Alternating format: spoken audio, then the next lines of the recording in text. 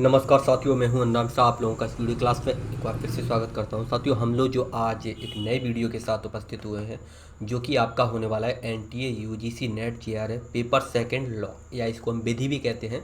तो इसमें जो मैं बात करने वाला हूं वो मैं आपको देने वाला हूं प्रीवियस ईयर क्वेश्चन पेपर, जो कि 2020, 2018, 2019, 2017 इस तरह से मैं आप लोगों को एक एक करके स्टेप बाय स्टेप मैं सारे पेपर्स का मैं जो है यहाँ पर विद एक्सप्लेनेशन जो है मैं आपको दे दूंगा। पीडीएफ भी आपको नीचे मिल जाएगी, वो भी फ्री में। तो बिना किसी देरी के हम लोग जो है यहाँ पर शुरुआत करते हैं। और शुरुआत करने से पहले बता दूं कि किस तरह से आपका जो है यूजीसी नेट पेपर जो होता है आपका दो भागों में बटा होता है। पहला फर्स्ट पेपर, पेपर फर्स्ट, और पेपर सेकंड के नाम से। पेपर फर्स्ट जो होता है सभी के लिए कंपलसरी होता है। आपने जो भी सब्जेक्ट चुना हो, history, geography, polity, physics, chemistry, bio, किसी से भी आपने किया हो, उसके बावजूद भी जो है पेपर फर्स्ट जो है सभी के लिए कंपलसरी होगा, जिससे आपके 50 प्रश्न बनेंगे। और आपका हर 50 प्रश्न जो है आपके जो सिलेबस है उसमें कितनी यूनिट है, 10 यूनिट में से आपके हर यूनिट से मोटा मोटी 5 प्रश्न आपके एग्जाम में आएंगे। हर प्रश्न का जो है कीमत होगा 2 रुपया होगा, यानी कि पर क्वेश्चन जो है 2 नंबर्स होगा, जो कि अगर मोटा मोटी देखा जाए तो 100 नंबर का आपका बन जाता है। वहीं दूसरा जो आ जाता है पेपर, दूसरा पेपर यानी सेकंड पेपर, जो कि आपका जिससे आपने पोस्ट ग्रेजुएशन की है और जो आपने चुना है उस पे होगा, चाहे हिस्ट्री हो, ज्योग्राफी हो, पॉलिटी हो, आपका जो है कॉमर्स हो, इंग्लिश लिटरेचर हो, एजुकेशन हो, हिंदी हो, मैनेजमेंट हो, कुछ भी XYZ हो सकता है, उससे होगा। उससे आपके जो है 100 प्रश्न आपके आएंगे, जो कि आपके सिलेबस के लगभग जो 10 यूनिट में बटा हुआ होता है उससे आपका आएगा, जो कि हर क्वेश्चन जो है आपका 2 नंबर का होगा, जो कि आपका मोटा मोटी देखा जाए तो 200 नंबर का आपका पूरा जो है पेपर सेकंड हो जाता है। तो बिना किसी देरी के हम लोग जो है यहाँ पर बात करने वाले UGC net JRF paper second law, या इसको अंग्रेजों की भाषा में कहें तो विधि। इसमें आपका जब शुरुआत होगा, पेपर में ऊपर लिखा होगा नोट, इस प्रश्न पत्र में 100 बहुविकल्पीय प्रश्न हैं, प्रत्येक प्रश्न के 2 अंक हैं, सभी प्रश्न करने जो है अनिवार्य होंगे। इस तरह से जो है आपका एग्जाम हॉल में जब आप पेपर देखेंगे तो वहाँ पर आपका ये ऑनलाइन पेपर होता है, कंप्यूटर बेस्ड टेस्ट होता है, सीबीटी जिसको कहते हैं, उस पर होगा, ऑनलाइन आपका एग्जाम होगा। तो बिना किसी देरी के हम लोग जो शुरू करते हैं, ये है आपका 2020 का एग्जाम पेपर, जहाँ तक अंदाज है मुझे। उसके बाद 2019, फिर 20, इस तरह से मैं आधे से 1 घंटे के बीच में क्वेश्चन मतलब मैं कोशिश करूंगा कि ये आपका जो है टॉपिक खत्म हो जाए। और ये सबसे ज़रूरी बात, आप एक क्वेश्चन से आप जो है कम से कम 5 से 7 प्रश्न जो है आप आसानी से हल कर सकेंगे। इतना मैंने आपको डिटेल में यहाँ पर बता दिया। तो चलिए बिना किसी तरीके क्वेश्चन नंबर 1 शुरू करते हैं। किधर गया? उच्चतम न्यायालय के न्यायाधीश की नियुक्ति में वरीयता दी जाती है किसकी? भारत के मुख्य न्यायाधीश की राय को, संघ के विधि मंत्री की राय को, न्यायाधीश, भारत के मुख्य न्यायाधीश और उच्चतम न्यायालय के 3 वरिष्ठ न्यायाधीशों की राय को, या फिर प्रधानमंत्री की राय को। ठीक है, तो आपका उत्तर क्या होगा? आपको 30 सेकंड मिलते हैं, आप बताइए आपको उत्तर क्या होगा आपका। तो the chief justice of India, Bharat के मुख्य न्यायाधीश की राय को, या फिर संघ के विधि मंत्री की राय को, या फिर भारत के मुख्य न्यायाधीश और उच्चतम न्यायालय के 3 न्यायाधीशों की राय की। तो इसमें उत्तर होगा आपका C, chief justice of India and other 3 senior जजेस ऑफ द सुप्रीम कोर्ट। तो भारत के मुख्य न्यायाधीश और उच्चतम न्यायालय के 3 वरिष्ठ न्यायाधीशों की राय को वरीयता दी जाती है, यानी कि उच्चतम न्यायालय के न्यायाधीशों की नियुक्ति में वरीयता क्या दी जाती है आपको? 3 वरिष्ठ न्यायाधीशों की राय और भारत के मुख्य न्यायाधीश, ये जिसको जो है रिकमेंड करेंगे, यानी कि जिसको जो है सिफारिश करेंगे, कहेंगे कि इनको बनाया जाए तो वही बनेगा। क्लियर हुआ? तो संघ 1993 सुप्रीम कोर्ट के मामले में उच्चतम न्यायालय के 9 न्यायाधीशों की पीठ ने 7 से लेकर 7-2 के बहुमत से यह अब निर्धारित किया कि न्यायाधीशों की नियुक्ति के मामले में उच्च न्यायालय के मुख्य न्यायाधीशों को सर्वोच्च महत्व देना चाहिए, जो वह अपने सह सहयोगियों से परामर्श करके राष्ट्रपति को भेजता है। अनुच्छेद 124(2) में ये दिया गया है, इसलिए आपका जो है आंसर जो है सी होगा। क्लियर हुआ? चलिए क्वेश्चन नंबर 2 देखते हैं। क्वेश्चन नंबर 2, भारत के संविधान के अनुच्छेद 21 में डॉक्टर की सहायता का अधिकार सम्मिलित है। निम्नलिखित में से किस बात में ऐसा निर्णय दिया गया था, यानी कि किस जो है मामले में, या किस जो है केस में ये निर्णय दिया गया। फिर से क्वेश्चन में बोल देता हूँ। भारत के संविधान के अनुच्छेद 21 में डॉक्टर की सलाह का अधिकार सम्मिलित है निम्नलिखित में से किस बाद में ऐसा निर्णय हुआ था? चार्ल्स सोबराज बनाम superintendent superintendent of central jail, Hoskot बनाम महाराष्ट्र राज्य, सुनील बत्रा बनाम दिल्ली प्रशासन, परमानंद कटारा बनाम भारत संघ। तो आपका उत्तर हो जाएगा 2D, परमानंद कटारा बनाम भारत संघ। तो परमानंद कटारा बनाम भारत संघ 1989 सुप्रीम कोर्ट ने ऐतिहासिक मामले में उच्चतम न्यायालय में यह अभिनिर्धारित किया कि अनुच्छेद 21 के अधीन दोनों सरकारी तथा प्राइवेट अस्पतालों में कार्यरत चिकित्सकों का यह कर्तव्य है कि वे घायल व्यक्ति का पुलिस कार्यवाही पूरी होने की प्रक्रिया किए बिना इलाज करें। अतः न्यायालय द्वारा यह प्रदान किया गया मूल अधिकार है। यानी कि आप जो है डॉक्टर के पास पहुंचते हैं, मान लीजिए किसी का एक्सीडेंट हो जाता है, रोड एक्सीडेंट, और वहां डॉक्टर्स के पास जब हम किसी मरीज को ले जाते हैं, ले जाने के बाद डॉक्टर कहता है कि भैया ये तो ससुरा रोड केस है, इसमें जो है पुलिस ससुरी हमसे बहुत ज़्यादा पूछताछ करेगी, तो इसका इलाज क्या है भैया, हम जो है पुलिस पचड़े में नहीं पड़ना चाहते। क्योंकि पुलिस के बारे में ये कहा जाता है भारत देश की दुनिया में, भारत देश ही एक ऐसा देश है जहाँ पर पुलिस को अपराधियों को डर नहीं लगता है, बल्कि आम लोगों को पुलिस से बहुत डर लगता है। उसका कारण आप लोगों को पता ही है, क्योंकि दुनिया की सबसे अच्छी पुलिस जो है भारत देश की है, तो अपराधी को डर कम लगता है और जो शरीफ लोग हैं उन्हें ज़्यादा लगता है। तो वो ये कहती है कि भैया हम पुलिस के पचड़े में नहीं, काम के जो है 1000, 2000, 5000, 10,000, 20,000, 50,000, लाख, 1.5 लाख हमसे ठग लेगी मामले के हिसाब से। तो वो क्या चाहती है, तो ये सुप्रीम कोर्ट में ये आदेश दिया, यानी कि ये जो है फैसला सुनाया किस मामले में, परमानंद कटारा बनाम भारत संघ 1989। सुप्रीम कोर्ट ने ऐतिहासिक मामले में साफ सुथरी बात कह दी है, जो कि अनुच्छेद 21 में ये दिया गया है कि डॉक्टर की सलाह का अधिकार किसी भी व्यक्ति को है। जब अब ये तो नहीं कि भैया पुलिस आएगी तभी, तो यहाँ पर साफ दिया है कि right to immediately medical aid road accident of murder. ठीक है, चलिए, रोड एक्सीडेंट हो या फिर कोई हत्या कर देता है, मतलब कोई कोशिश करता है मारने की। ठीक है, क्वेश्चन नंबर 3 देखते हैं। क्वेश्चन नंबर 3, निम्नलिखित बातों में से किस बाद में भविष्यलक्षी बिन निर्णय का सिद्धांत अपनाया गया है? शंकरी प्रसाद बनाम भारत राज्य संघ, सज्जन सिंह बनाम भारत संघ, आईसी गोलकनाथ बनाम पंजाब राज्य, केशवानंद भारती बनाम केरल राज्य। तो आपका उत्तर हो जाएगा, ये तो आप लोगों को पता ही है, आप अगर बताना चाहें, केशवानंद भारती बनाम केरल राज्य किससे संबंधित है, आईसी गोलकनाथ बनाम पंजाब राज्य किससे संबंधित है, संजय सिंह बनाम भारत राज्य किससे संबंधित है? तो इसका उत्तर हो जाएगा Shankari Prasad versus union of India, यानी शंकरी प्रसाद बनाम भारत राज्य।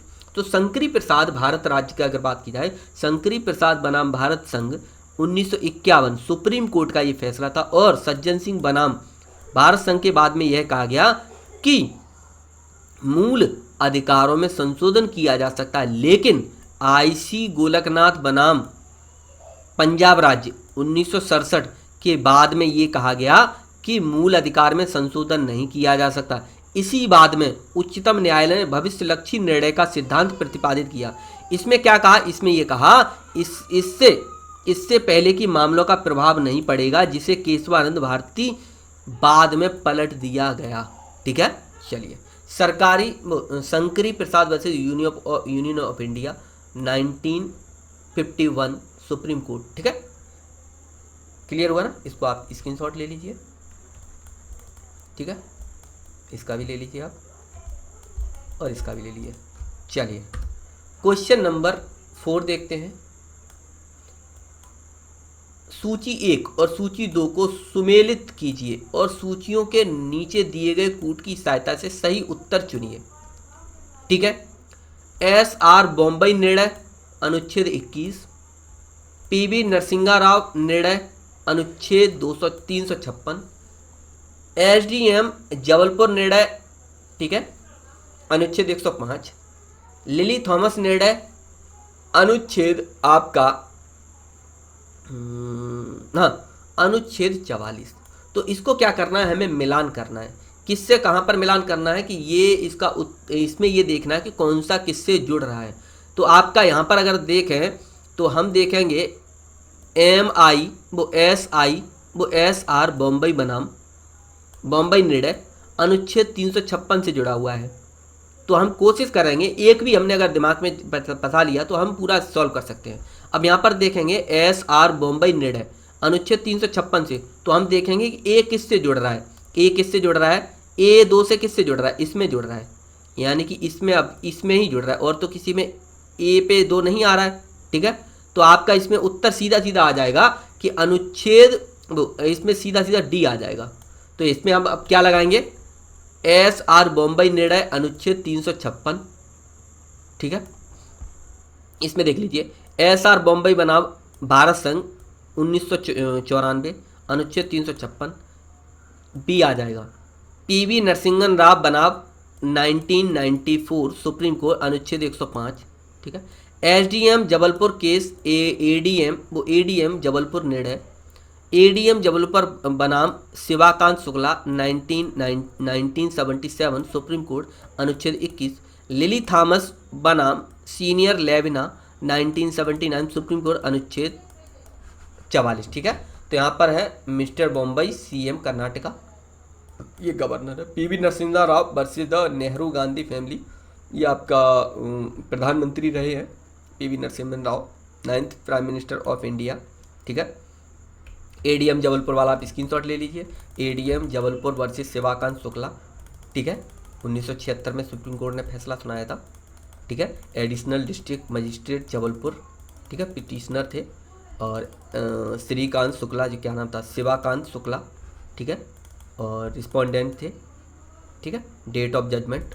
ठीक, चलिए क्वेश्चन नंबर 5 देखते हैं। तो इसमें आपको समझ में आ गया क्या आंसर हुआ आपका, आपका डी हो जाएगा। ठीक है, इसमें डी, क्योंकि ऐसा ना सीधा सा आप जैसे ये और भी किसी में अगर दिमाग लगाएं जैसे, ठीक है, तो आपका आंसर जो है डी होगा। चलिए क्वेश्चन नंबर 5 देखते हैं। भारत के संविधान में भाग 4(1) को जोड़ा गया था। 25 में संविधान संशोधन, 42 में संविधान संशोधन, 44 में संविधान संशोधन, या फिर 52वां संविधान संशोधन। इसको जो है अंदाजी समझता है, बहुत फेमस है ये। आपका 42वां संविधान संशोधन जो है 42nd अमेंडमेंट एक्ट, 42वां संविधान संशोधन अधिनियम द्वारा अनुच्छेद भाग संविधान में भाग 4(a) को जोड़ा गया था, जो कि मूल कर्तव्य से संबंधित था। तो मूल कर्तव्य संविधान के भाग 4 का को स्वर्ण सिंह समिति की सिफारिश पर 42वें संविधान संशोधन अधिनियम 1976 द्वारा जोड़ा गया था, जिसे सोवियत संघ या कहें रूस से लिया गया था, जो वर्तमान में 11 मूल कर्तव्य है। 11वां मूल कर्तव्य जो है 86वें संविधान संशोधन 2002 के द्वारा जोड़ा गया था। 42वां संविधान संशोधन, आप इसका स्क्रीनशॉट ले लीजिए। ठीक है, चलिए क्वेश्चन नंबर 6 देख लेते हैं। विज्ञापन एक वाणिज्यिक वाक हो, यह निर्णीत हुआ था, फिर से बता दूं, विज्ञापन एक वाणिज्यिक वाक हो, यह किससे निर्णीत हुआ था, हमदर्द दवाखाना बनाम भारत संघ में, एक्सप्रेस न्यूज़पेपर प्राइवेट लिमिटेड बनाम भारत संघ में, बेनेट कोल्डमैन एंड कंपनी बनाम भारत संघ में, टाटा प्रेस लिमिटेड बनाम महानगर टेलीफोन निगम लिमिटेड में।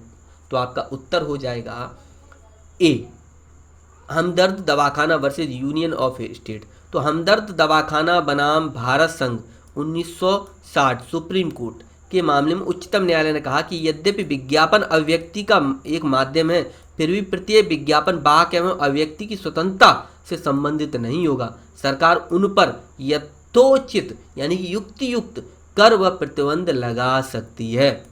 ठीक है, कि ये नहीं कि आपको अधिकार दिया गया तो आप कुछ भी भौंकेंगे। चलिए क्वेश्चन नंबर 7, लोकसभा के अध्यक्ष की दल बदल के आधार पर अनर्हता के प्रश्न का निर्धारण किया जाता है, यानी कि लोकसभा के अध्यक्ष के दल बदल के आधार पर अनर्हता मतलब अर्हत होता है योग्य और अनर्हता होती है अयोग्य, यानी कि वो किस तरह से अयोग्य होगा, इसका निर्धारण कैसे किया जाएगा, उपाध्यक्ष के द्वारा, राज्यसभा के सभापति के द्वारा, लोकसभा द्वारा निर्वाचित सदस्यों के द्वारा, या फिर भारत के राष्ट्रपति द्वारा। फिर से क्वेश्चन बोल दे रहा हूँ, लोकसभा के अध्यक्ष के दल बदल के आधार पर अनर्हता के प्रश्न का निर्धारण किसके द्वारा किया जाएगा? तो इसका अनर्थ, इसको समझा देता हूँ। लोकसभा का अध्यक्ष है, वो दल बदल करता है किसी कारण से, तो इसकी लोकसभा के अध्यक्ष की अयोग्यता के प्रश्न पर निर्धारण कौन करेगा? उपाध्यक्ष के द्वारा होगा, राज्यसभा के द्वारा होगा, राज्यसभा के सभापति के द्वारा, जिसको हम प्रेसिडेंट कहते हैं, लोकसभा के निर्वाचित सदस्यों के द्वारा होगा, या फिर भारत के राष्ट्रपति द्वारा। तो इसका उत्तर होगा आपका a member elected by Lok Sabha, Lok Sabha द्वारा निर्वाचित सदस्यों के द्वारा ये निर्धारित होगा कि लोकसभा का अध्यक्ष है वो यदि क्या करता है, दल बदल करता है, तो उसको अयोग्य घोषित किया जा सकता है या नहीं। ठीक है, समझ रहा ना? तो आइए देखते हैं। तो संविधान के 52 में संविधान संशोधन 1985 द्वारा अनुच्छेद 102 में एक नया खंड जोड़ा गया था, जो किसी संसद सदस्य या फिर विधानसभा सदस्य की सदस्यता 10वीं अनुसूची के उल्लंघन पर समाप्त हो जाएगी। 10वीं अनुसूची का पैरा 6 यह उपबंध करता है कि यदि किसी सदस्य के निरर्हता की बात हो तो सभापति, अभी उल्लू बनाने की अनर्हता कर दिया ना, तो आदमी कंफ्यूज हो जाएगा। अनर्हत होता है, अर्हत होता है आपका योग्य, और अनर्हत हो जाता है, अनर्थ कर दिया इन्होंने शब्द का, अनर्हत हो जाता है आपका अयोग्य, ये वैसे निर्हर्त होता है। ठीक है, निर्अर्हता की बात होती है तो सभापति और अध्यक्ष का निर्णय अंतिम होगा, लेकिन यदि लोकसभा के अध्यक्ष के दल बदल पर निर्णय लेना हो तो निर्वाचित सदस्य करेगा और उसका विनिश्चय भी अंतिम होगा। जितने सदस्य हैं उसका क्या कर लेंगे हम, जो भी सदस्य हैं लोकसभा के, उन जो मेंबर्स वगैरह हैं उनसे हम क्या करेंगे, उनसे वोटिंग करवाएंगे, वो जो सुना देंगे उस पर होगा। लेकिन अगर लोकसभा के सदस्य, लोकसभा के अध्यक्ष के अलावा यदि कोई है तो इसी में लिखा गया है कि सभापति और अध्यक्ष का निर्णय जो अंतिम होगा। सभापति और अध्यक्ष, मान लीजिए कोई लोकसभा का कोई सदस्य है, वो क्या करता है, दल बदल करता है, तो लोकसभा का अध्यक्ष और राज्यसभा का सभापति ये निर्णय दे कि भैया ये अयोग्य है तो कर देगा। अगर लोकसभा का अध्यक्ष ही की बात हो रही है तो भैया कौन करेगा, तो जो लोकसभा के निर्वाचित सदस्य हैं उनके द्वारा जो फैसला सुनाया जाएगा वो अगर फ्रॉग जंप पे उंगली उठाते हैं तो मान लिया जाएगा। ठीक है, चलिए कथन ए, अनुच्छेद 21 विधि की सम्यक प्रक्रिया की अवधारणा को अभिव्यक्त समाहित करता है। ठीक है, कथन आर यानी कि कारण, विधि की सम्यक प्रक्रिया स्वतंत्रता का लक्षण है। देखते हैं, ए और आर दोनों सही हैं और आर ए की सही स्पष्टीकरण है। ए और आर यानी कथन और कारण जो है, ए और आर दोनों सही है लेकिन आर ए की सही स्पष्टीकरण नहीं करता है। ए सही है लेकिन आर गलत है, ए गलत है और आर सही है। देखते हैं, अनुच्छेद 21 विधि की सम्यक प्रक्रिया की अवधारणा को अभिव्यक्त करता है। सही है, बिल्कुल सही है ये। ठीक है, मान लेते हैं इसको, ये सही है। विधि की सम्यक प्रक्रिया स्वतंत्रता का लक्षण है। इसमें और इसमें कोई संबंध नहीं है और ये व्याख्या नहीं कर पा रहा है।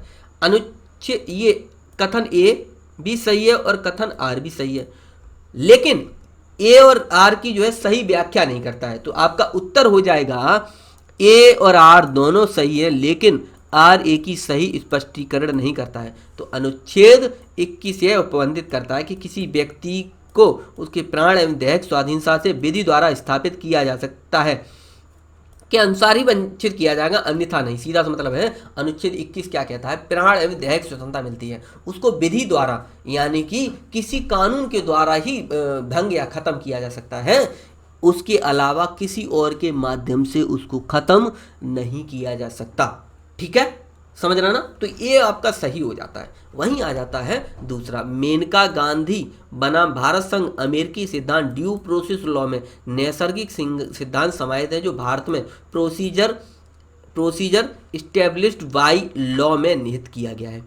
ठीक है, चलिए कुछ यहाँ पर थोड़ा सा देख लेते हैं। अनुच्छेद 21 किसी भी व्यक्ति को उसके प्राण या दैहिक स्वतंत्रता से विधि द्वारा स्थापित प्रक्रिया के अनुसार ही वंचित किया जा सकता है। अनुच्छेद 21, ठीक है, इसको आप स्क्रीनशॉट ले लेना। अनुच्छेद 21 से संबंध कुछ निर्णय जैसे हैं, गोपालन बनाम मद्रास राज्य 1950, बाद में न्यायालय द्वारा प्राण एवं दैहिक स्वतंत्रता का तात्पर्य शारीरिक स्वतंत्रता से बताया है। मेनका गांधी बनाम भारत संघ, ठीक है, 1978 में उच्चतम न्यायालय ने निर्णय लिया कि प्राण का अर्थ मानवीय गरिमा के साथ साथ जीवन यापन करने का भी अधिकार है। दैहिक स्वतंत्रता में अनेक अधिकार हैं जो अनुच्छेद 19 में नहीं है।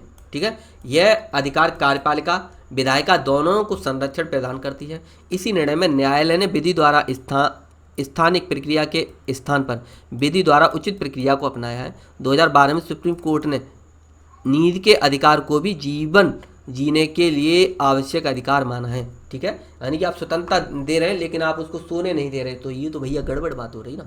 भैया सोएगा नहीं तो वो तो जीवन का एक वो आधार माना है ना। चलिए, अनुच्छेद 21 में कौन कौन से दिए गए हैं तो आप देख सकते हैं, इसको आप कर लेना, स्क्रीनशॉट ले लेना। ठीक है, चलिए